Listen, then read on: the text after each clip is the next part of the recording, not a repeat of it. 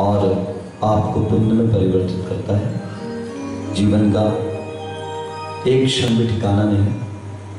अभी जो प्रभु भक्ति का क्षण में प्राप्त हुआ है वह अगले क्षण में प्राप्त हो ना हो, इसलिए जब जो जितना और जैसा समय मिले वह हमारा प्रभु भक्ति के साथ जाए।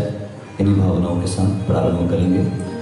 ओम नमः सिद्धेभ्यः, ओम नमः सिद्धेभ्यः।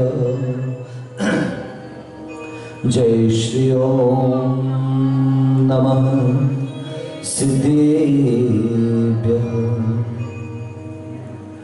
नमः श्री वर्धमानाय निर्धूत कलिलात्मने सालोकानां त्रिलोकानां यद विद्या दर्पणायते।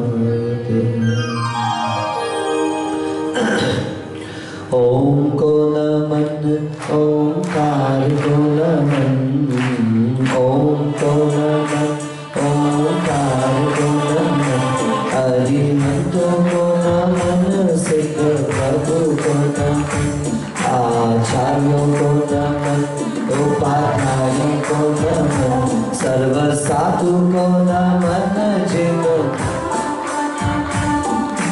ओम मंगलम ओंकार मंगलम, ओम मंगलम ओंकार मंगलम, अरिहंत मंगलम, सिद्ध प्रभु मंगलम, आचार्य मंगलम, उपाध्याय मंगलम, सर्व साधु मंगलम, जिन मंगलम। ओम उत्तमा ओंकार उत्तमा, ओम उत्तमा अरिहंत उत्तमा, सिद्ध प्रभु उत्तमा, आचार्य उत्तमा, उपाध्याय उत्तमा, सर्व साधु उत्तमा, जिन धर्म उत्तमा। ओम शरणम ओम शरणम ओंकार शरणम, अरिहंत शरणम, सिद्ध प्रभु शरणम, आचार्य शरणम, उपाध्याय शरणम, सर्व साधु शरणम, जिन धर्म शरणम। ओम को नमन ओम मंगलम, ओम उत्तमा ओंकार उत्तमा, ओम शरणम ओंकार शरणम।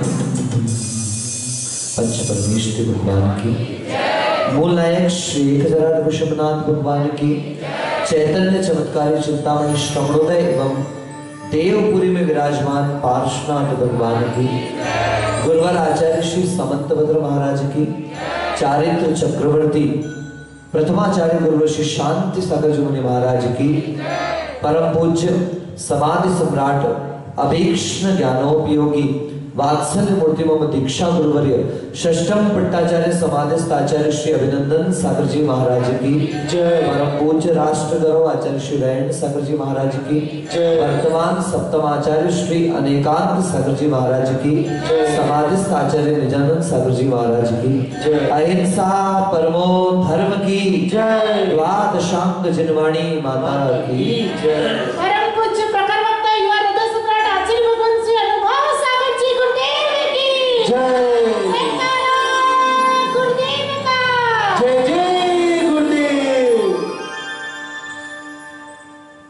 ऐसा सुना है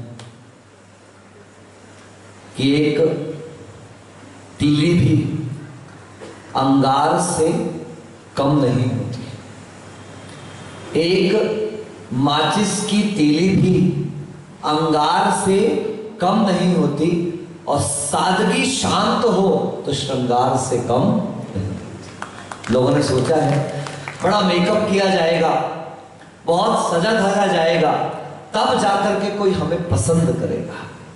याद रखना, beauty strikes only eyes but goodness move the heart.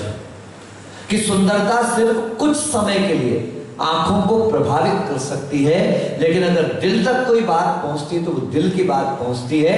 कि आंखें तो फेल हो जाएंगी, ये सुंदरता तो फेल हो जाएगी। कल हमने सुना था, आप लक्स लगाओ, आप रेक्सोना लगाओ, आप लिरिल लगाओ, आप डव लगाओ, आप पियर्स लगाओ, आप संदूर लगाओ, अच्छी से अच्छी कंपनी का साबुन लगाइए, एक से एक कंपनी का परफ्यूम प्रयोग कर लीजिए, सुंदर से सुंदर इत्र लगा लीजिए, लेकिन कुछ क्षणों के बाद आपका वह सुगंध दुर्गंध के रूप में परिणत हो जाएगा। ये शरीर का स्वभाव है।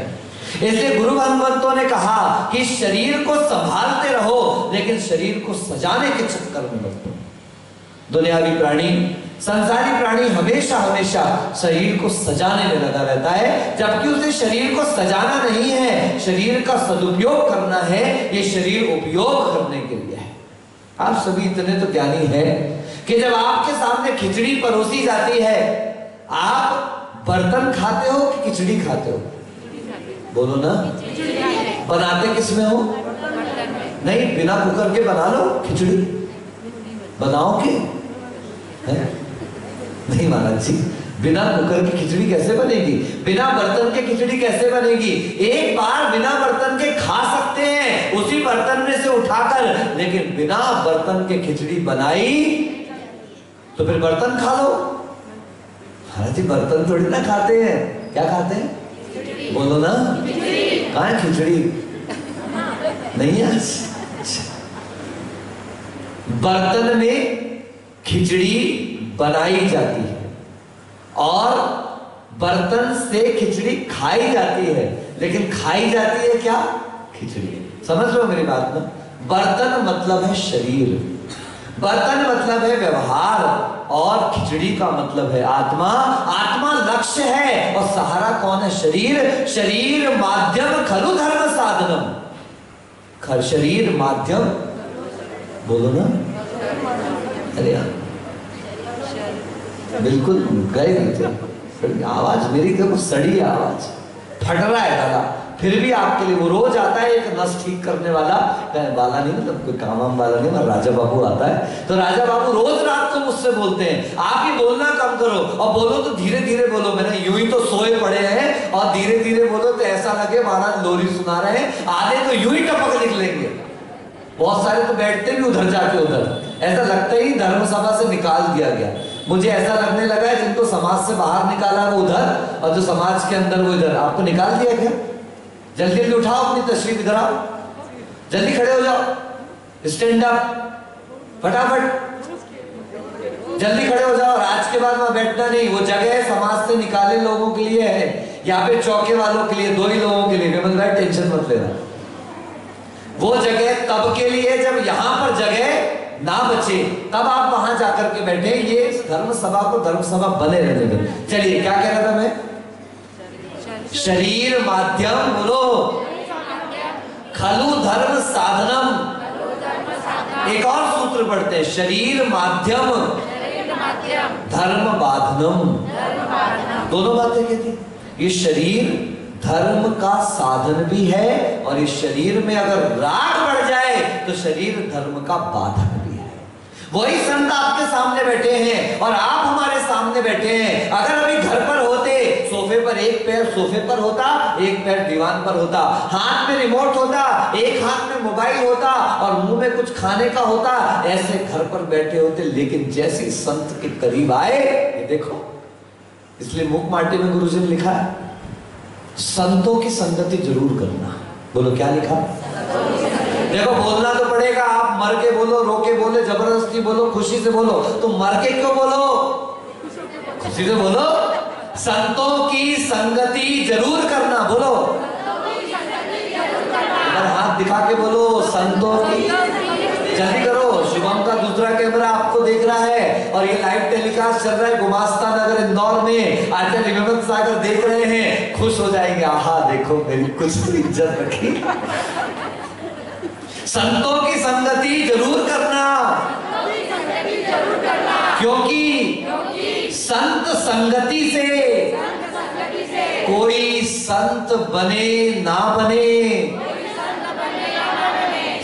संतोषी अवश्य बन जाता है। देख लो, पालती मार के बैठे हैं, कच्चू तो इतने डर में बैठे।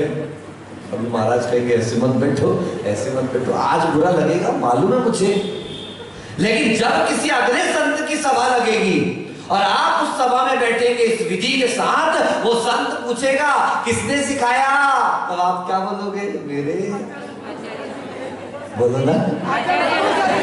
हाँ, इसलिए तो देखो किसका नाम होगा, इसलिए आज टाइट करूंगा, कल नाम होगा, आज नाम नहीं होता।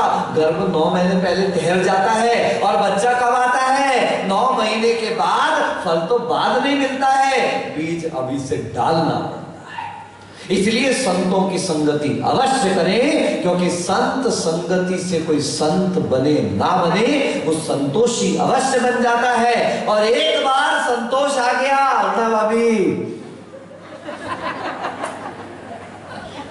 सारी लड़ाई संतोष की है। हाँ, जीवन में संतोष ही नहीं है, एक ही सुखी है यहां पर अरुणा, घर पे ही संतोष है? घर में ही संतोष। ध्यान रखें बंधु, संतोष अत्यंत आवश्यक है। आपके सारे जीवन में अगर सच में सेटिस्फैक्शन नहीं है, संतुष्टि नहीं है, तो सफलता का कोई मूल्य नहीं। वो सफलता वास्तविकता में सफलता है जिसके साथ संतुष्टि भी हो। आप बहुत ऊपर नहीं हो, लेकिन संतुष्ट हो तो ये समझ लेना कि आप सफल हो, क्योंकि सफल व्यक्ति संतुष्ट भी हो, ऐसा कोई नियम। देखो ना, हॉकी वाले ब्रॉन्ज जीते तो भी जय जयकार हो रही है, और वो दाहिया रवि दाहिया रजत जीत का तो भी लोग उसका नाम ले रहे हैं, स्वर्ण से चूका स्वर्ण, क्योंकि वो फाइनल में हार गया। क्या फाइनल में हार गया? तो फाइनल में, अब फाइनल में उसको रजत भी मिल गया तो भी हारा। और देखो आप स्वयं समझ लो, नीचे भी जीतते हो तो एक अलग प्रकार का क्या रहता है, अरे यार जीत गया, और वहां पे हार भी गए, रजत मिल गया, ब्रॉन्ज से महंगा मिल गया, तो भी क्या फीलिंग आ रही है? मैं गोल्डन हार गया, मैं गोल्डन हार गया। और जिंदगी में जब तक आप उस खाली गिलास की तरफ देखते रहोगे, आप सदैव असंतुष्ट रहोगे।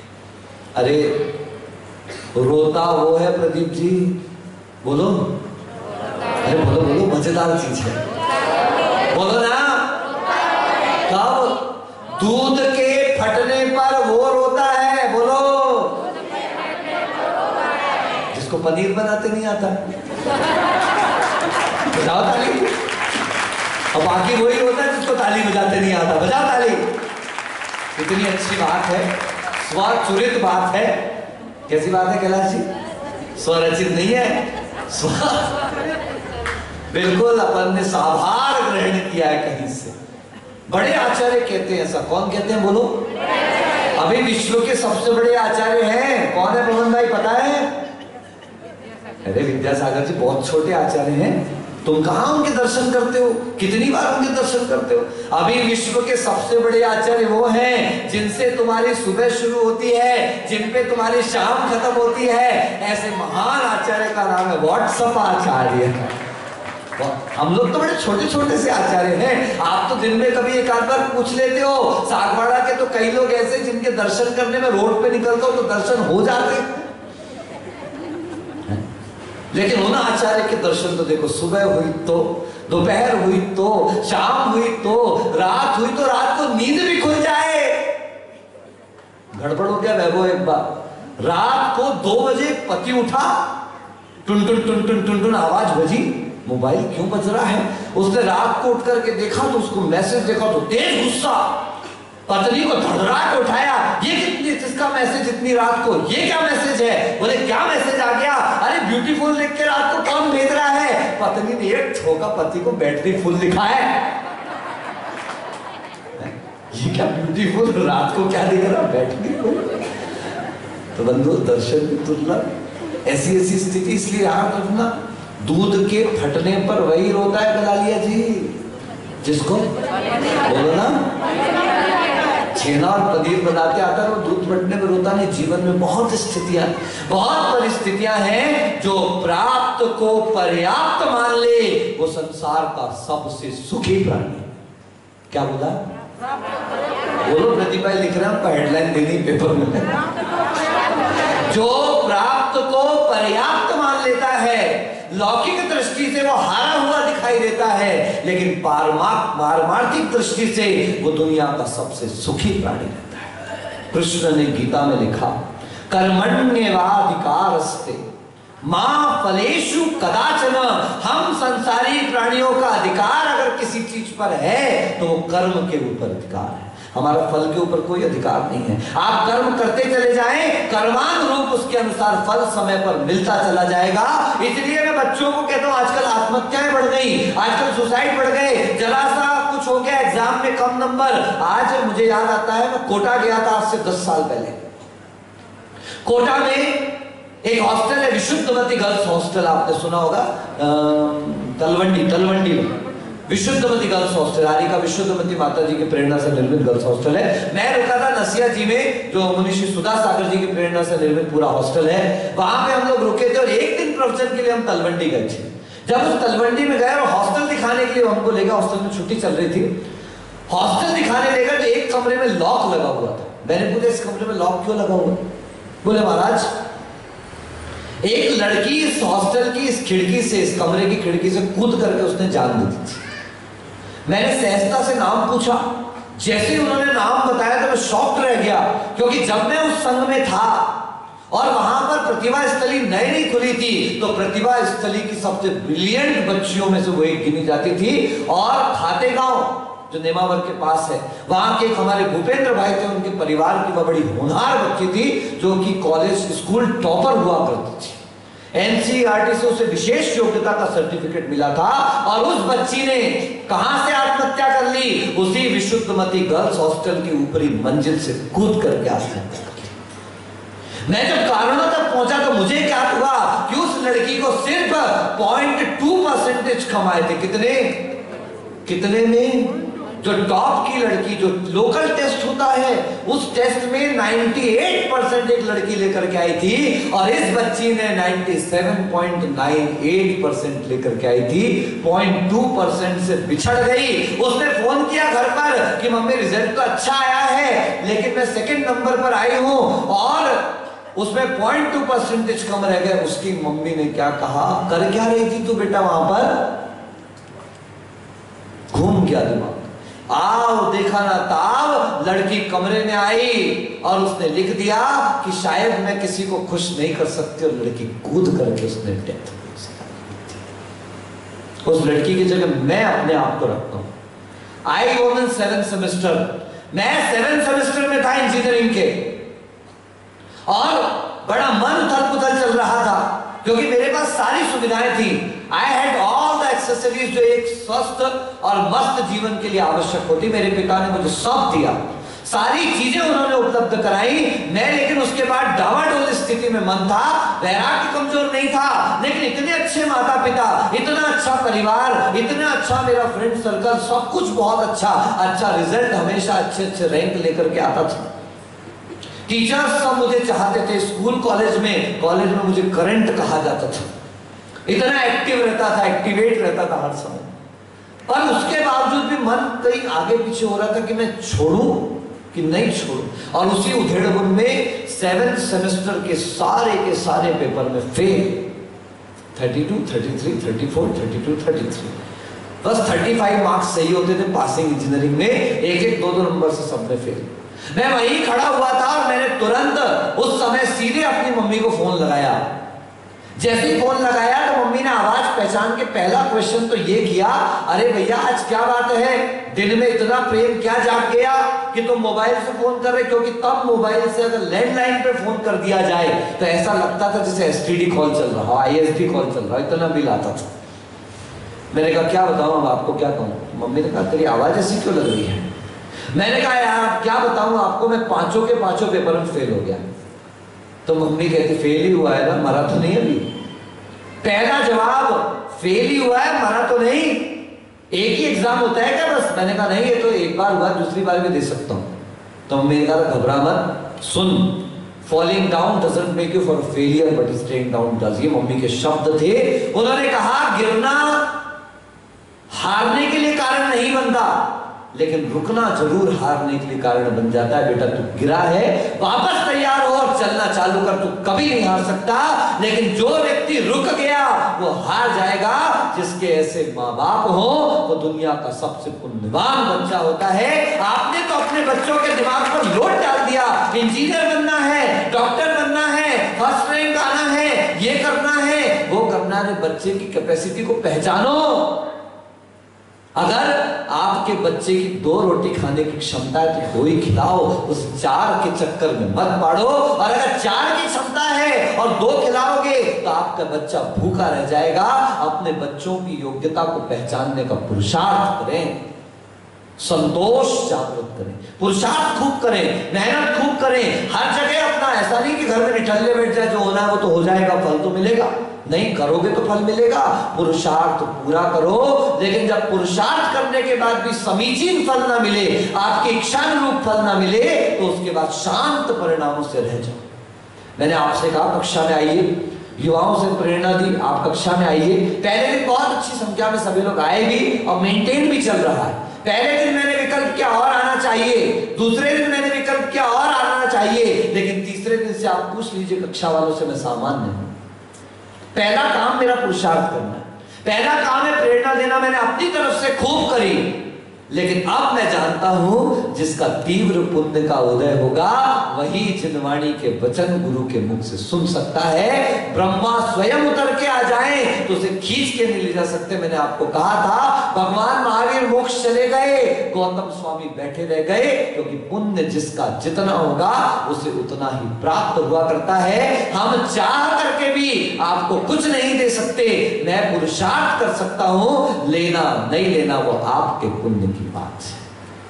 आचार्य समंत भद्र कह रहे हैं भगवान बिना राग के, बिना ख्याति की चाह से, बिना पूजा की इच्छा से ख्याति पूजा लाभ ये दिगंबर मुनियों के मन में जिस दिन आ गया तो ये प्रवचन नहीं रहेगा, ये भाषण कहलाएगा। क्या कहलाएगा?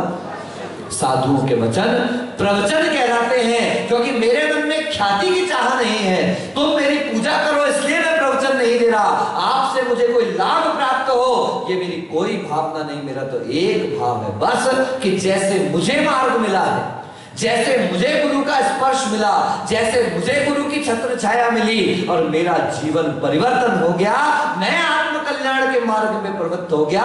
मुझे आपके अंदर वैभव नहीं दिख रहा, मुझे आपके अंदर बदामी लाल जी नहीं दिख रहे, मुझे आपके अंदर वकील साहब नहीं दिख रहे, मुझे आपके अंदर कोई महिला नहीं दिख रही, मुझे आपके अंदर कोई पुरुष नहीं दिख रहा, मुझे आपके अंदर गृहस्थ नहीं दिख रहा, मुझे आपके अंदर श्रावक नहीं दिख रहा, किंतु मुझे तुम्हारे अंदर का भगवान दिखाई दे रहा है। मैं पर्याय दृष्टि नहीं रखता, किंतु मैं द्रव्य दृष्टि रखता हूं। मुझे आपके अंदर का वो द्रव्य दिखाई दे रहा है जो द्रव्य मेरे जैसा है, मुझे आपके अंदर का वो द्रव्य दिखाई दे रहा है जो अरिहंत भगवान जैसा है, मुझे आपके अंदर का वो द्रव्य दिखाई दे रहा है जो संसार के सारे दुखों से मुक्त ज्ञान दर्शन में निज हमारा आत्मा है। वो द्रव्य मेरे पास भी है, मैं वही द्रव्य हूं और आप भी ऐसा ही एक द्रव्य हो। संसार के सारे धर्म कहते हैं हम ईश्वर के अंश हैं, हम ईश्वर के टुकड़े हैं, लेकिन एक ये जैन धर्म है जो कहता है सुनो, हम ईश्वर के अंश नहीं, हम ईश्वर जैसे स्वतंत्र अंश हैं। I have a special space, I have a separate space। सृष्टि का प्रत्येक कण स्वतंत्र है, एक कण जैसा कोई दूसरा कण भी नहीं, लेकिन सब लेके बाहर का देखते हैं। कितनी लड़ाई कर लो, कितनी झगड़ा कर लो, ये बाहर का अलग अलग है, अंदर का सबका एक जैसा है। नवमल द्वार स्रवेन सिवासर नाम लिए घिन आवे। जिसको रगड़ रहे हो, जिसको खिस रहे हो, जिसको चमका रहे हो, एक दिन ब्रश नहीं करना। डॉक्टर साहब है, आनल के साथ खाना खाने बैठोगे तो कहीं दूर से खाओ, बदबू मार रहा है मुंह तुम्हारा। एक दिन ब्रश नहीं करना, दिन भर तो रगड़ रहे हो। हाँ, बच्चे पीछे गाना गा रहे थे, वो कल 2 बच्चे मिल गए मेरे को यहाँ पे, आरजो और वो एक और कौन सा था, दोनों बुआ मामा के लड़के, कौन वो गाना गा रहे थे। मैंने पूछ लिया उनसे, मैंने पेस्ट करते हो? बोले हाँ। मैंने कौन सा करते? बोले महाराज हम क्लोजअप करते हैं। मैंने कहा बड़ी अच्छी बात है, क्लोजअप करो, कोलगेट करो, तुमको जो करना वो करो, लेकिन याद रखना कि शरीर इतना घटिया है कि एक दिन मत करके देखना, एक दिन नहा के मत देखना, एक दिन संभाल के मत देखना, ये दूसरे दिन ठिकाने लगा देता है। जरा 2 दिन भोजन मत करना, आवाज आएगी वहां से वरुण, तो शरीर कह देगा आत्मा से तू ही जा, मेरे को तो राशन दिया नहीं है। ये शरीर जाने को तैयार नहीं होता, देखो उठने में भारी पड़ता है, कमर में दर्द होने लगता है, ये शरीर कह रहा है आत्मा से तू जा, मैं नहीं जाऊंगा, तूने अपना तो कर लिया, मेरे को भी तो खाने को दे, मेरी भी तो व्यवस्था कर। ये शरीर तो जिंदगी भर भिखारी की तरह मांगता रहे। शरीर माध्यम खलु धर्म साधन, इसलिए इसका ऐसा उपयोग करो कि आपके अंतरंग परिणामों को निर्मल कर सके, आपकी विशुद्धि को बढ़ा सके। गुरु महाराज ने उपदेश दिया, अरिहंतों ने उपदेश दिया, आचार्य भगवंतों ने उपदेश दिया। आचार्य भगवंत समंत भद्र के अनात्मार्थम बिना आ गई। अब उनके उपदेश, मेरा तो फिर भी उद्देश्य है, मैं तो फिर भी किसी उद्देश्य से आपसे प्रवचन कर रहा हूं। मेरा उद्देश्य है मेरा समय का सदुपयोग, मेरा उद्देश्य 4 माह अगर आपको समय दिया है, मैं क्षेत्र पर रह जाता, मौन रहना था, अन्य समय में मौन हूं, मुझे बेवजह आपसे कोई मतलब नहीं। देखो आप जानते हो आपसे मेरे मिलने का कोई समय है ही नहीं। 4 घंटे दे रहा हूं आपको, दिन के 6 घंटे दे रहा हूं, सुबह से बैठता हूं आपके साथ, शाम तक आपके साथ हूं, ढलती रात्रि तक आपके साथ हूं। ले लो जिसको जो लेना है। बेवजह बैठकर इधर उधर की बातें करने से तो बेहतर है हम जिनवाणी का अभ्यास करें, जिनवाणी की बात सुने। नहीं तो याद रखना, एक बात कही जाती है, बात निकलेगी तो फिर दूर तक जाएगी।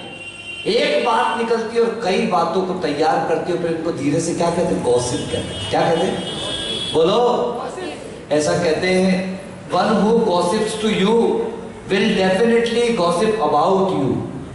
जो आपके सामने किसी की निंदा कर रहा है, सावधान, क्योंकि जो आपके सामने किसी की निंदा कर रहा है उसका स्वभाव है। अब वो आपकी निंदा किसी और के सामने करेगा, इसलिए कोई एक बोले तुम चुप, एक बोले कहते एक गूंगा 100 बोलने वालों को हराता है। और गुरु महाराज ने तो बड़ी प्यारी बात कही थी, ऐसी जगह ना बैठिए कोई कहे, बोलो सुन लिया सबने, वहां मत बैठना चौके वालों के अलावा। ऐसी जगह ना बैठिए कि कोई कहे, बोलो ना, वेरी गुड। ऐसी भाग ना भागिए कि कोई कहे, और ऐसी वाणी ना बोलिए कोई कहे, बोलो ना, मेरे को बोलो। नहीं, मैं तो ऐसी वाणी नहीं बोलता भैया, मुझे विश्वास। अनात्मार्थम बिना राग, कोई राग नहीं उनका। तुम्हारा, हम तो फिर भी राग से बोल रहे हैं, अनुराग है तुम्हारा कल्याण हो जाए, लेकिन अरिहंत भगवान को कोई राग नहीं। अनात्मार्थम बिना रागई, शास्ता शास्त्री सतो हितम, सिर्फ प्राणियों का हित है, हितोपदेशी है। ऐसे वचन बिना मांगे, बिना पूछे, बिना कहे उनके सर्वांग से निसृत होते। कैसे? मेरे तो मुंह से निकल रहे, प्रभु के तो सर्वांग से वाणी निसृत होती। कैसे? ध्वनन शिल्पी करस परेशान मूर्जह किम अपेक्षित। वो शिल्पी जो बजाने वाला है, ये बजाते ना, वो कल बजा रहा था, मैं तो देख देख के घबरा रहा था उसको, पूरा हिल गया। मुझे लगा वो डब्बा ना गिर जाए, मुझे लगा वो टेबल ना टूट जाए। मैं सोच रहा हूँ पाटे में कूद रहा है, वो पाटा ना टूट जाए, लेकिन अपनी मस्ती में मस्त है। टूटता है तो क्या ढोलक से राग, ढोलक से राग है आपका कि संगीत से राग है? बोलो, बोलो ना। ढोलक अच्छी लगती है संगीत? झूठे हुए एक नंबर के, सबको ढोलक अच्छी लग रही, सब इसी ढोलक में मजे ले रहे हैं। ढोलक नहीं, ढोलक से निकलने वाले संगीत की कीमत है स से स तक 7 सुर, 7 सुरों में राग उतना ही संगीत है जितनी तुझमें आग। सुन रहे दक्ष में? मैं नाचूंगा, 4 और मिलेंगे तो नाचूंगा। क्या 4 तो बेटा अर्थी को मिलते हैं, कंधे देने वाले मिलते हैं। जो भक्त होता है वो अगल बगल आगे पीछे किसी को नहीं देखता, वो तो सोचता है कौन देख रहा है। एक अंधा पहुंचा मंदिर में, सेठ जी रोज हंसते थे, दूसरा दिन हुआ, तीसरा दिन हुआ, कई दिन गुजर गए, सेठ जी रोज हंसते थे। एक दिन सेठ जी से रहा नहीं, तू तो अंधा है यार, तू क्यों मंदिर आता है? तुझे भगवान दिखते नहीं होंगे? तो वो कहता है आप अकल के अंधे हो, मैं आपका ही अंधा हूं बस। मैं क्यों अकल का अंधा? बोले सेठ जी आप भी गजब करते हो। अरे मैं अपने भगवान को नहीं देख पाता, लेकिन मेरा भगवान रोज देख रहा है कि इसकी आंखें नहीं है, उसके बाद भी ये दर्शन करने की चला। कोई देखेगा इसलिए नाचेंगे, कोई कहेगा इसलिए नाचेंगे, निमंत्रण देंगे इसलिए नाचेंगे, नहीं। ऐसी भक्ति में नाचो कि सामने बैठे हुए गुरु का हृदय भी द्रवित हो जाए कि ये इनकी भक्ति है। अरे नाचना नहीं आता, अरे छोटे बच्चे अच्छे हैं, ये आई छोकरी कल वरुण की छोरी, हम सब आचार्य वंदना कर रहे हैं, कहां पीछे बैठी थी, वहां से घूमते घूमते बिल्कुल थन्नाते जैसे वर्ल्ड कप कंपटीशन में चल रही है, मिस वर्ल्ड बनने वाली, बिल्कुल कैटवॉक करते हुए सीधे ऊपर। ये सब बच्चे घबरा गए, कहां जा रही महाराज, डांटेंगे। मैंने कहा देखो तो करती क्या है। ये गई धड़ाधड़ सीढ़ी से ऊपर चढ़ी, यहाँ पे एक भैया मुझे हवा कर रहा था, आई मुंह से भी कुछ नहीं, उसको एक बार तो ठोका उसको और उससे पंखा लिया, वो जो रहता है, और लेकर के उसने हवा की सिर्फ 4 बार करी, लो वापस चले, और ऐसे गई आए बिल्कुल तनक करके हवा करके आई महाराज। ये भक्ति कहलाती। क्या याद रखना कि जिसने विवेक लगाया, जिसने दिमाग लगाया, वो साइड में खड़े रह के बजाते रहेगा, और जिसने भक्ति का भाव लाया उसके पैर थिरकने में देर लगने वाली नहीं है। मैं तो आप सोचो, कल ही मैं वैभव से कह रहा था कि ये संगीत बजाते, और कल थोड़ा बच्चों ने माहौल अच्छा क्रिएट कर दिया, तो सब बच्चे इकट्ठे हो गए एकदम से और बहुत अच्छे से करने लगे। आप सोचिए उस समय हमारे दिल पे क्या गुजरती होगी। भाई हम भी तो गृहस्थी देख के आए हैं, हम भी तो बाजे सुन के आए हैं, हमने भी बाजों की धुन पे बहुत। अब हम जब बैठते, जैसे इनका चालू होता हम तुरंत टाइट पैर करके बैठ जाते। पहले तो हाथ ऐसे करके बैठते थे तो उंगलियां हिलती रहती थी, तो हमने फिर लिखना चालू किया कि मैंने कहा यार ये तो गजब होगा, धोखा हो गया। जैसे वहां चालू होता है यहाँ उंगलियां हिलने लगती। ये संगीत का प्रभाव वास्तव सत्य है। सा से सा तक सात ही सुर है, सारे गामा पाधा निशा और कुछ नहीं है। सा से सा तक 7 सुर और 7 सुरों में राग, उतना ही संगीत है जितनी तुझ में आग। धरा हुआ है कीबोर्ड, बजने दो, नहीं महाराज कुछ नहीं होने वाला। ये मेरी आग से उसमें आग लगती है, लेकिन उस आग में राग नहीं होना चाहिए। अनात्मार्थम बिना रागई, जो भगवान का उपदेश है वो किसी के राग से नहीं होता, वो उनके भाग से होता है। किससे होता है बोलो? अच्छी बात है ना। भगवान का उपदेश राग से नहीं होता, भाग से होता है। किसके भाग से? भव्यों के भाग से। आपका भाग्य है तो मैं साथ बढ़ा रहा हूं, आपका भाग्य है तो मैं तकलीफ के बाद भी बोल पा रहा हूं। मैं भी कई बार सोचता हूं भाई अभी वहां कमरे में बोलने को नहीं हो रहा था, गला लगा जा रहा था, और क्या पता क्या इस व्यासपीठ का असर होता है और क्या आपका भाग्य का असर होता है कि आधा पौन घंटे यूं निकल जाते हमको पता भी नहीं। इसलिए अगर मेरे मन में ख्याति की चाह आ जाए, यदि पूजा के इसलिए बोलूं कि आपसे कुछ मिले, आप मेरी प्रशंसा करो, तो मेरा प्रवचन नहीं भाषण बन जाएगा। किंतु नहीं, मैं जो बोल रहा हूं अपने कल्याण के लिए बोल रहा हूं, मैं जो बोल रहा हूं आपके कल्याण का भाव निहित है। आप अपने जीवन के मूल्य को समझ पाए। एक टीचर के घर पर कुछ उसके 10 स्टूडेंट पहुंचे, टीचर ने कॉफी बनाई, अब 10 के लायक उसके पास कप नहीं थे। एक सेट था 6 का, एक में 2 और एक और एक। उसने सबको कॉफी दी, बढ़िया शानदार कॉफी बनी थी, सबने चटकारे लेकर के कॉफी पी। एक लड़का उसमें से था, वो थोड़ा सा दुखी सा हो गया। टीचर ने बाद में थोड़ा सा निकले तो पूछा कि तू इतना उदास क्यों बैठा हुआ है? बोले कोई बात नहीं करो, देख तू मुझे अपना गुरु मानता है और तुमसे झूठ बोल रहा, कुछ तो बातों में तेरा चेहरा इतने दिन से जानती हूँ। तो वो कहता है मैडम मेरे मन में एक ही बात आई कि आपने सबको कॉफी दी, उनके कप बड़े अच्छे अच्छे थे, मेरा कप खराब था। तो मैडम पूछती बेटा तूने कॉफी पी कि कप पिया? बोलो कॉफी पिया, कप पिया। समझना, घर जाके चिंतन करना। हम में से सारे लोग कप देखने में लगे हैं, कॉफी तो कोई देख ही नहीं रहा है, जबकि पीना किसको था? कप तो साधन था, कप तो माध्यम था, कप तो सहारा था, कप तो मीडियम था, और सारे का मुंह और आंख कहां लगी है? कप अच्छा होना चाहिए, कप अच्छा होना चाहिए। कप, अरे भैया कप कैसा भी हो, कॉफी बोलो ना इसलिए मुनिराजों ने कप के चप्पर ही छोड़ दिए।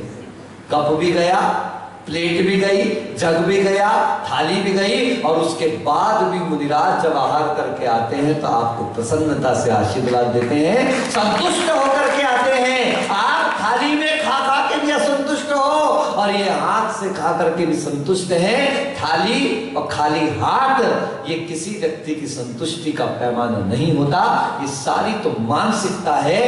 जिसने प्राप्त को भी पर्याप्त मान लिया है वह आध्यात्मिक रूप से हमेशा खुश रहेगा।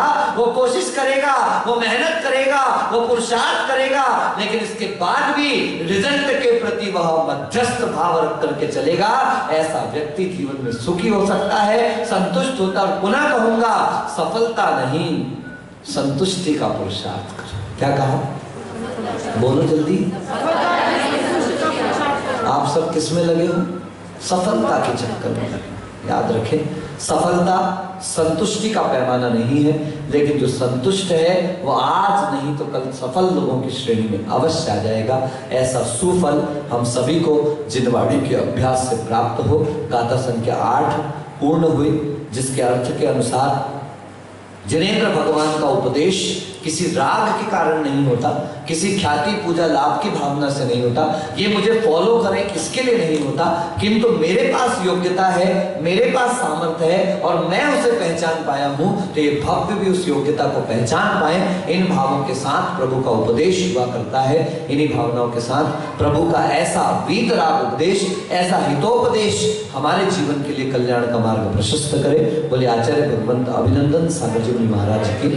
आज शनिवार है, कल सुबह रविवार है। गांधियों के मंदिर में पीछे देवीनाथ भगवान एवं मुनि सुब्रतनाथ भगवान की विशाल प्रतिमाओं का मस्तकाभिषेक, पंचामृत अभिषेक के साथ और शांति धारा वहां पर कल संपन्न होगी। 7:15 बजे जो भी आना चाहे आना ही चाहिए। यहाँ पर अपने सोले के वस्त्रों के साथ उपलब्ध हो। सोले का ध्यान रखें, इन खंभों को ना छुए, हमारे पीछे के मंच वगैरह को ना छुए।